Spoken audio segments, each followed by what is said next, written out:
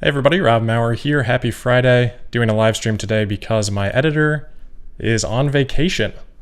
So my editor, Jocelyn, for those of you guys that read the show notes, he gets credit every day, but he is off for the entire week next week. So it's going to be a few live streams next week. Thankfully, we have the Model S delivery event coming up next week, but until he gets back, you guys are going to have to bear with me and the live stream format for a couple days. I'll probably post part 2 of the interview with Jimmy D from a while ago. So I'm looking forward to getting that out there. It's been a while, I think a couple of months. So thanks for your patience on that, but we'll get that out next week. So today I just wanted to go through some of the rumors that have been going on in around China, the numbers for May. So of course, yesterday we talked about how the net orders in May were reported to be down about 50% from where they were in April.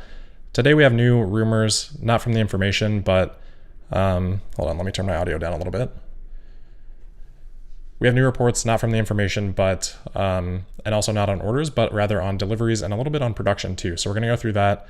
As you can see, I've got the stock screen up right now. We're at about $598. I'm recording a little bit before close because I'm actually heading home this weekend, which is the first time I'm making that trip back for quite some time now. So right now we're up about 4.5%, probably closed somewhere around $600 today. NASDAQ pretty strong day as well, up about 1.4%. Here is what is awaiting me when I do get back home. Freshly installed Generation 2 wall connector. This was part of the referral program, so if I zoom in here, this is just, we'll get into the, the news and stuff soon, but just kind of fun. I'm excited to try it out. This has got Elon Musk's signature on there. Obviously we hang out all the time. No, I'm just kidding. It is from the referral program from a while back. This was one of the prizes for that.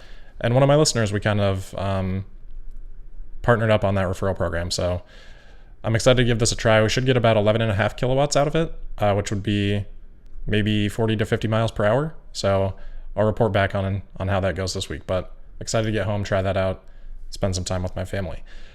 So before that happens, let's get into these China numbers. As I said, this is different from, this kind of came out right after I posted yesterday. Of course, we talked about the order stuff yesterday. Then we got this tweet from Tesla Shanghai, Tesla China analyst, a little bit after I posted, saying Tesla China sold about 21.8 thousand in May, month over month, up 88%. Okay. So I'm not super familiar with this person on Twitter. I don't know how reputable this information is. But that would obviously be a lot higher than the 9,800 orders that Tesla, or that the information had said that Tesla had received for May. So similar to what we did yesterday, let's take a look at how valid this information might be. I'm going to flip over to Excel here because I've plotted out Tesla's actual deliveries and then Tesla analyst Shanghai here, what their early numbers have been, because this is coming out a few days before we normally get them from the CPCA. And this person has done this a few times in the past. So I'll flip over to Excel here and we can see that plot, and then I have a couple of details to go through as well.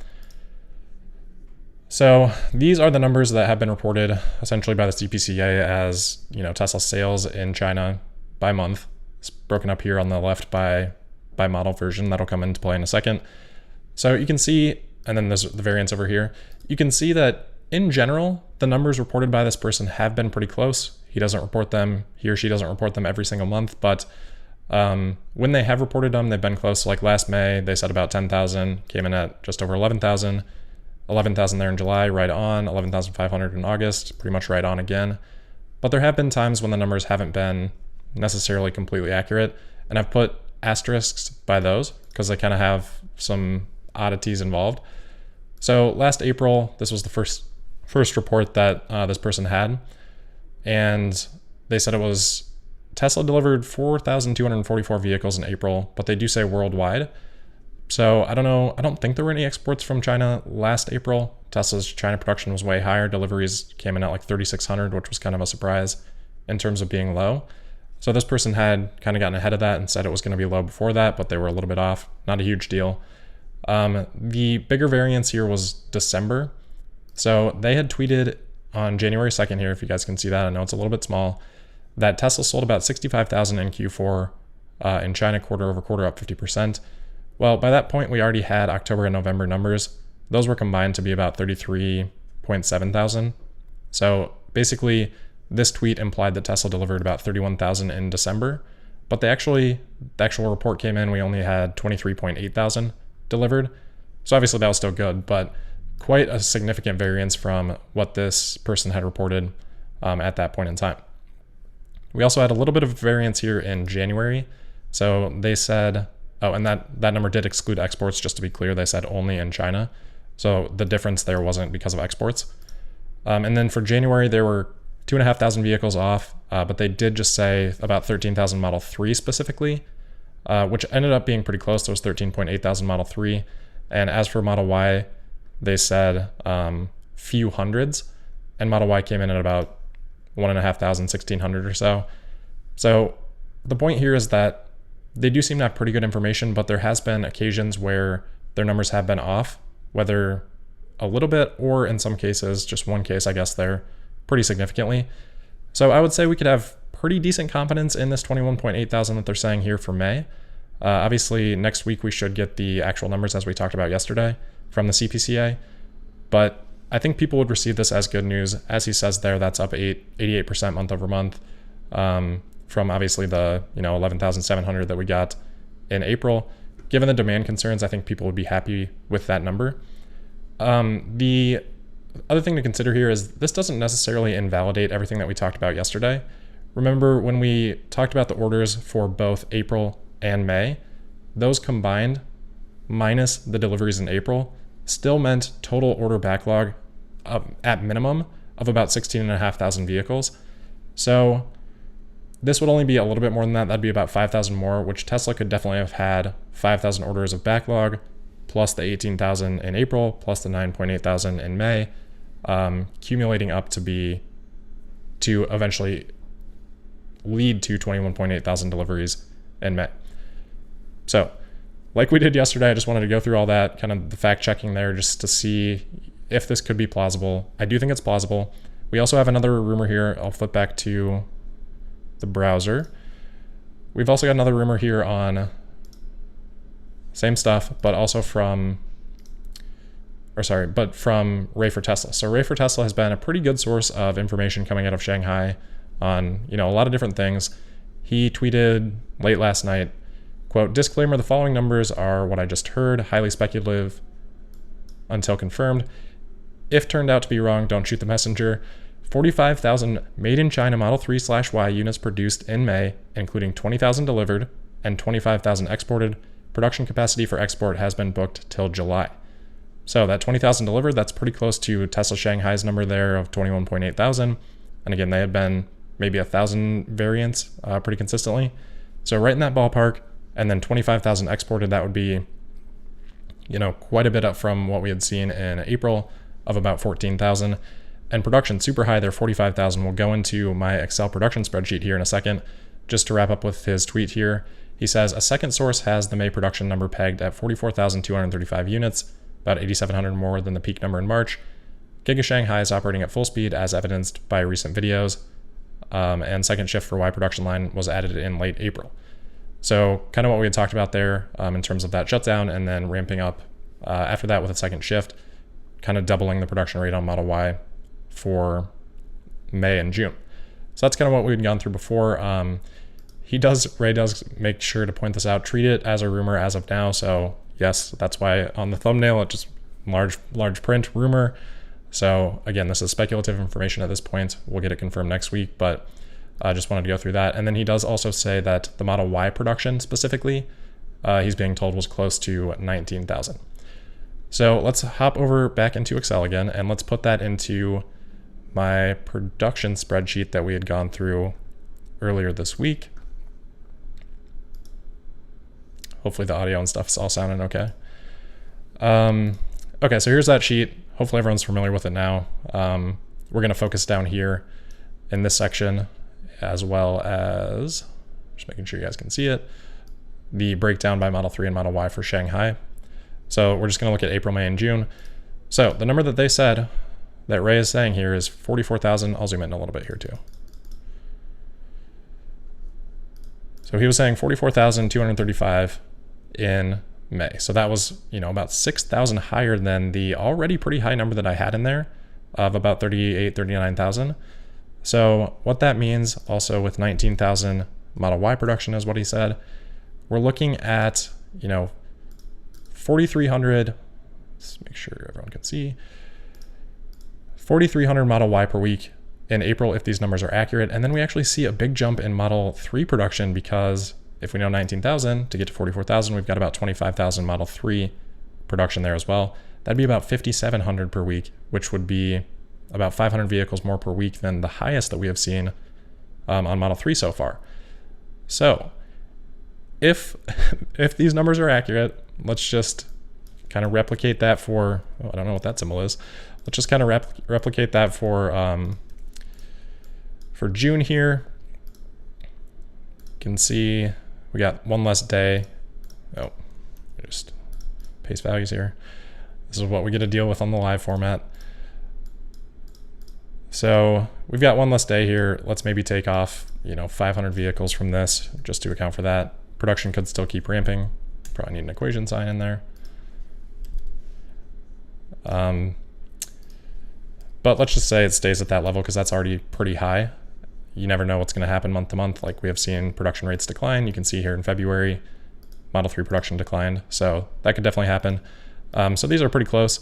That would put total production from Shanghai for Q4 at 113,000 vehicles. That's about 6,000 more vehicles. Oh, sorry, that's not even, I had to play with some of these formulas to make everything fluid here, which it turned out to not be. So that's actually 118,000 vehicles from Shanghai in Q2 if these reports are accurate and if that production rate continues through June. So that's, I think I had 107,500 in there before, so about 10,500 more vehicles there. That could bump Q2 up, again, with relatively conservative assumptions here for Fremont of 104,000, which is really just the same production rate on Model 3 and Model Y as Q1, plus a couple thousand Model S.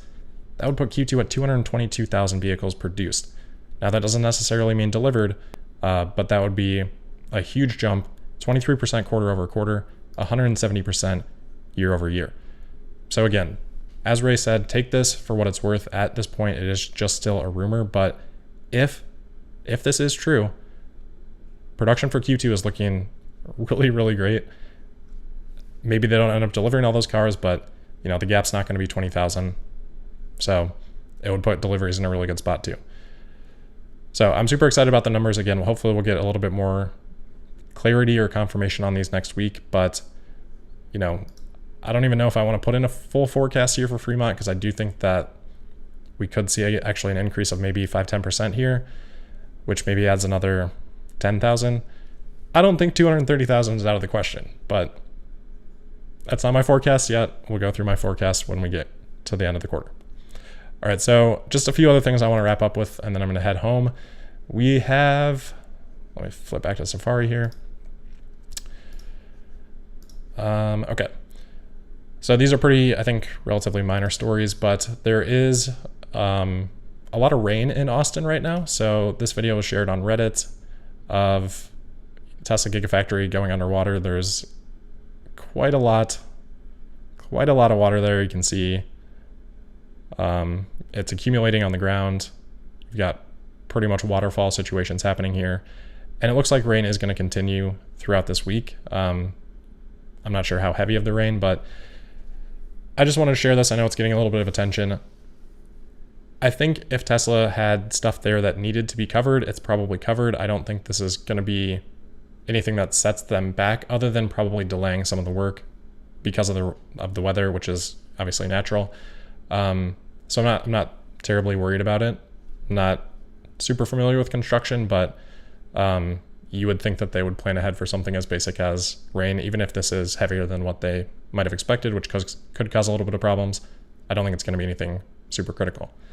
The other thing I want to point out here, this is from Gabe and Cal, that has been doing Fremont flyover videos, and someone on TMC captured a screenshot from those videos because Tesla has just repaved the track. So this is their test track out there at Fremont. This is how it looked like a week ago. Now it looks like this. So Tesla has completely redone this. It looks like they've actually maybe even repainted. That might just be the angle there. But definitely repaved, maybe spruced up some of these other things here to get this looking quite a bit better. Could be because of the Plaid Model S delivery event. Thursday, they could have done this in anticipation of that. Maybe they're gonna take some of those cars out on the track, or I don't know if they'll let owners out there, probably not, but they may do some demonstrating of the capabilities of the Plaid on this track, which would be obviously fun to see. So I wanted to pass that along. The other note that I've got here, last night would have been the night where we would have seen price increases from Tesla if they've been following their sort of every 2 week cadence here that they've been increasing prices in the US on for the last couple of months. We didn't actually see a price increase last night, so maybe Tesla has now decided to stay at that level that they were at. I think I guess I can pull it up here.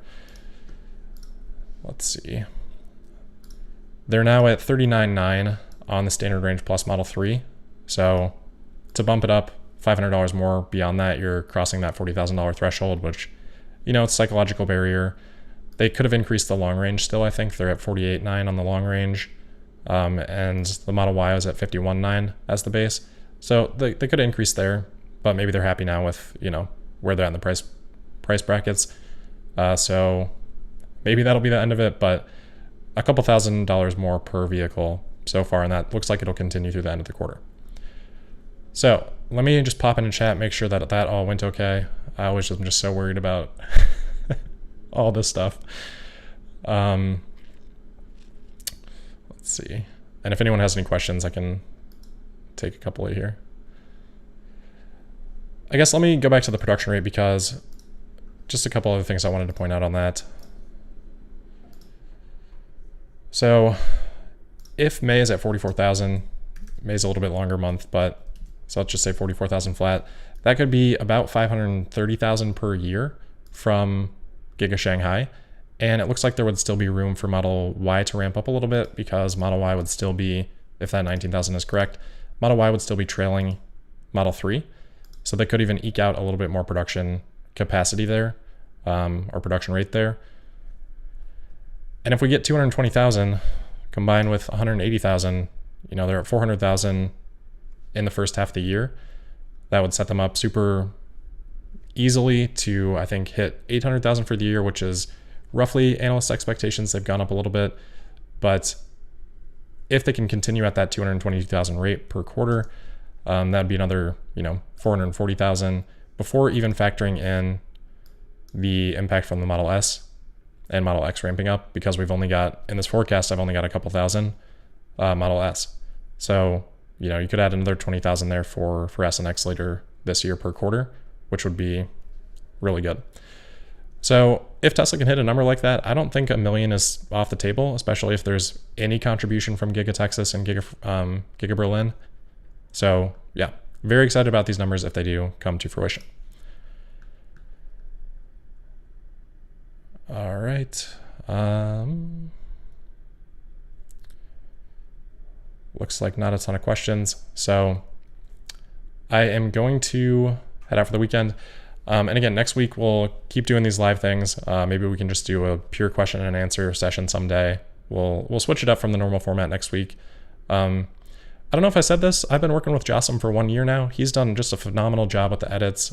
He does not get enough credit, so I just want to also give him a shout out and say thanks. And yeah, really appreciate all he's done for the channel, and I hope you guys do too. So with that, we'll wrap it up. Make sure you are subscribed and signed up for notifications. You can also find me on Twitter at Tesla Podcast, and I'll see you next week for the Monday, June 7th episode of Tesla Daily. Thank you.